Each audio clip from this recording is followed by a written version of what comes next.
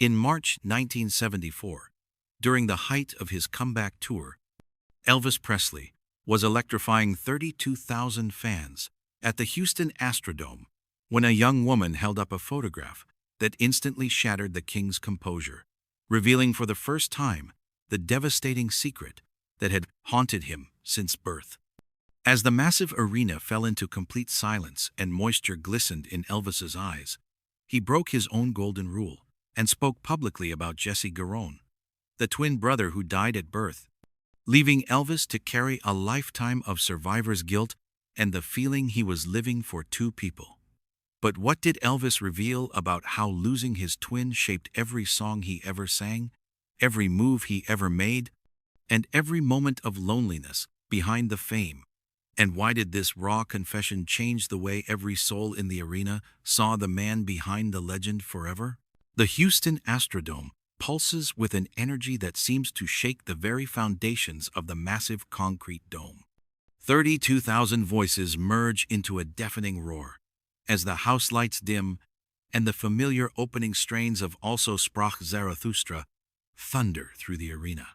It's March 1974, and Elvis Presley stands in the shadows beneath the stage, his white jumpsuit catching the last fragments of backstage light.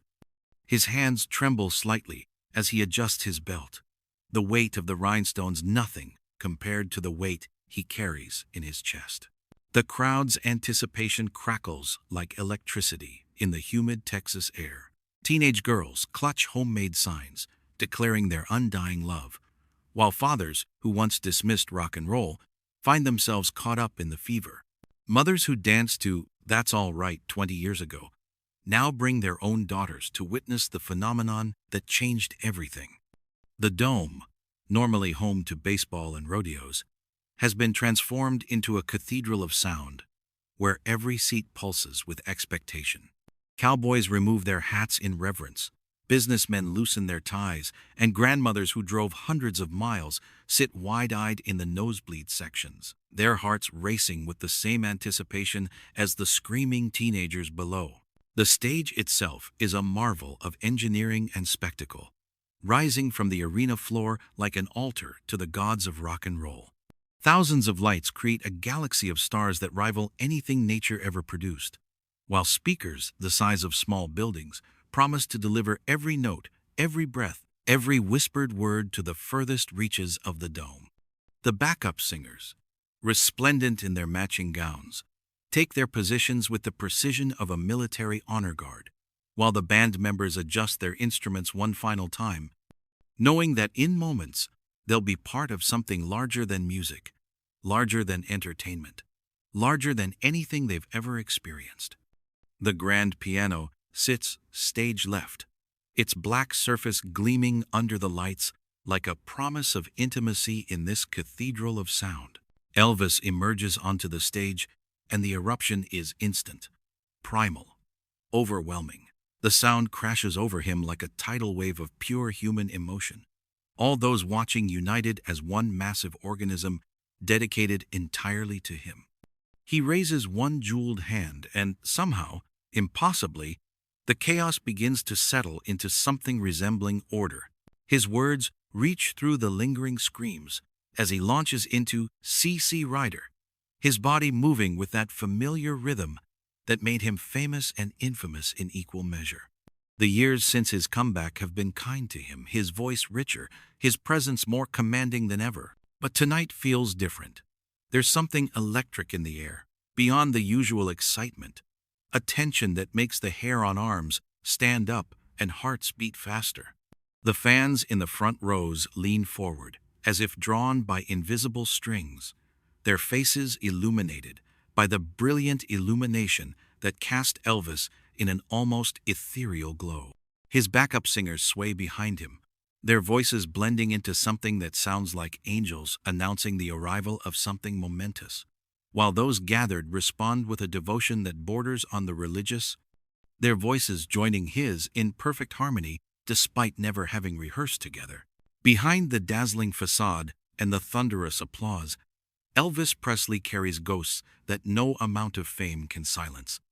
The boy who once stood in the Tupelo Assembly of God, singing Old Shep with moisture in his eyes, still lives somewhere inside the man who commands stages across America. Tonight, as he moves through Love Me Tender, his voice carries an ache that reaches beyond the melody, touching something raw and universal in every heart that hears it. The loneliness of stardom wraps around him like a second skin, even surrounded by this sea of humanity who would gladly trade their lives for a single moment of his attention. Elvis feels utterly alone. The medication that keeps him functioning, that battles the chronic pain and the crushing anxiety of performance, also builds walls between him and the world he desperately wants to touch. His hands shake not just from the pills, but from the weight of living up to a myth that grows larger than the man who created it. Between songs, as the audience chants his name, Elvis's mind drifts to Graceland, to the silence that fills the mansion when the entourage goes home and the fans retreat to their cars. He thinks about Lisa Marie, growing up watching her father disappear into this glittering prison of success, and about Priscilla, who tried to love a man who belonged to the world before he belonged to her. The cost of being Elvis Presley has been paid in pieces of his soul, one performance at a time. But it's the deeper wound that never heals, the one he's never spoken about publicly, that cuts the deepest. His twin brother should have been standing beside him tonight, should have shared this impossible journey from poverty to fame. Instead, Elvis carries the memory of the sibling who never drew breath, the twin who exists only in the space between heartbeats, in the echo that follows every song. The survivor's guilt that has haunted him since childhood whispers that he's living a life meant for two, that every moment of joy is stolen from the brother who never got to experience any of it. As he launches into Suspicious Minds, Elvis feels the familiar tightness in his chest, the panic that sometimes overwhelms him in the middle of performances. Every person present sees the king of rock and roll, but he feels like an imposter, a man playing a role that's slowly consuming him. The jumpsuit that sparkles under the lights feels like armor, protecting him from a world that demands everything while understanding nothing. The backup singers harmonize behind him, their voices lifting his own toward a transcendent feeling, but even their support can't fill the fundamental emptiness that has defined his existence. He is Elvis Presley, the most famous man in the world, beloved by millions who will never truly know him. The applause washes over him like waves against a shore, beautiful and meaningless, unable to touch the island of solitude where he truly lives. As if drawn by his pain, Elvis chooses, "It's now or never," the opening notes filling the enormous space as Elvis moves to center stage, his voice soaring over the hushed audience. But as he reaches the second verse, something in the front row catches his eye like a lightning bolt cutting through darkness. A young woman, no more than 20, holds up a photograph with trembling hands, her face streaked with emotion that glistens under the stage lights. The image she displays stops Elvis mid-note, his voice faltering as his eyes lock onto what she's showing him. It's a childhood photograph of himself as a young boy, maybe 5 years old, standing alone in the yard behind the Tupelo shotgun house. But someone has carefully, lovingly, painted in a second child beside him an identical boy, with the same dark hair, the same shy smile, the same uncertain eyes. The painted figure looks so real, so perfectly rendered, that for a moment Elvis's heart stops beating entirely. Jesse, as he might have looked. His lost brother, as he should have looked. The music continues behind him, but Elvis has gone completely still, the microphone hanging loose in his hand. Those gathered, sensing a moment that seems larger than life is happening, begin to quiet, the usual screaming and calling fading to whispers, then to complete silence. All those watching hold their breath as they watch their idol transform before their eyes, the confident performer dissolving into something raw and vulnerable. Security moves toward the woman with the childhood image, but Elvis raises a shaking hand to stop them. His voice, when it finally comes, is barely above a whisper, yet somehow It carries to every corner of the vast auditorium. Wait, he says. And the single word contains decades of pain. Just wait. The band stops playing, confused, leaving only the sound of Elvis's labored breathing echoing through the sound system. He walks to the edge of the stage, his legs unsteady, and gestures for the woman to come closer. The audience parts like the Red Sea as she makes her way to the barrier, still clutching the painted image against her chest. When she's close enough, Elvis kneels down, his rhinestone-encrusted jumpsuit reflecting the glow as emotion begins to stream down his face, without shame or attempt at concealment. "Where did you get this?" he asks, his voice breaking. The woman, overwhelmed by his attention, can barely speak through her sobs. "I painted it," she manages. "I painted him because I know. I know about Jesse. I know how much you miss him." The words hit Elvis like a physical blow, and he has to grip the stage edge to keep from falling. The silence in the arena is so complete that even the distant hum of the air conditioning seems loud. The massive crowd witnesses the exact moment when Elvis Presley, the king of rock and roll, becomes simply a man mourning his lost brother. His shoulders shake with sobs that echo through the speakers, creating an intimacy so profound that strangers in the audience reach for each other's hands. For the first time in his career, Elvis allows the world to see him completely unguarded, stripped of every defense he's built around the most tender wound in his heart.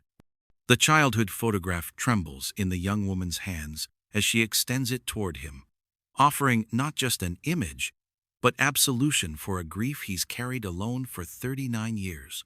Elvis accepts the painted image with hands that shake like autumn leaves, holding it against his chest as if it contains his brother's actual heartbeat.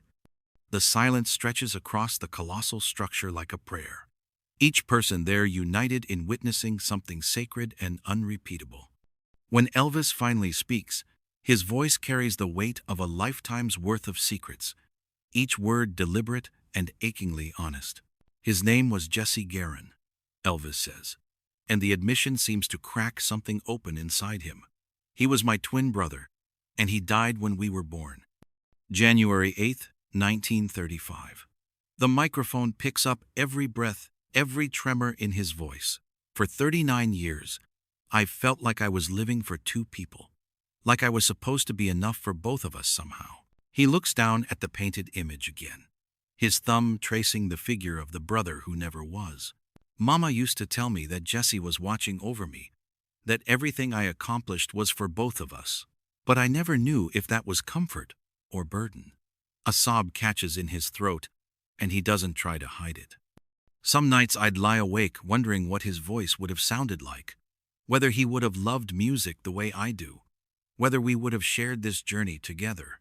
Those gathered remain perfectly still, many wiping away their own emotion as they absorb the raw humanity of the moment.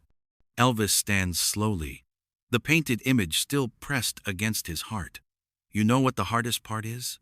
he continues, his voice growing stronger with each revelation.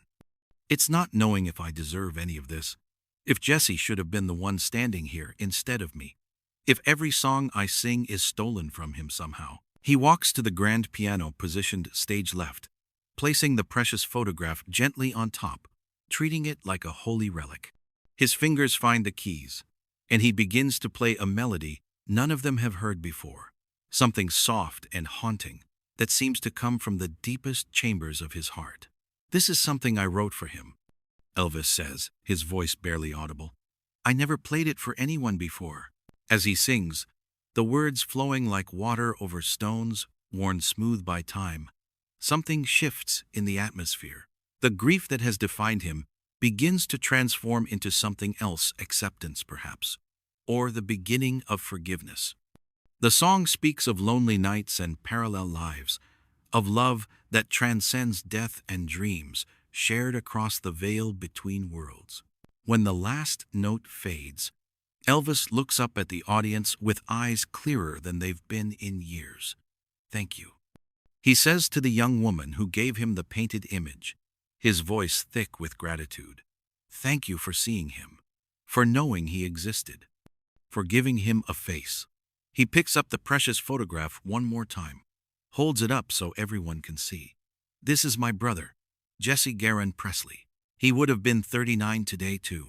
The applause that follows is different from any he's ever received. Quieter, deeper, filled with a reverence usually reserved for churches and graveyards. As Elvis launches into an impossibly tender version of "He ain't heavy, he's my brother," those present understand that they've witnessed something profound. The moment when the king of rock and roll found the courage to be human, and in doing so, became more of a legend than ever before.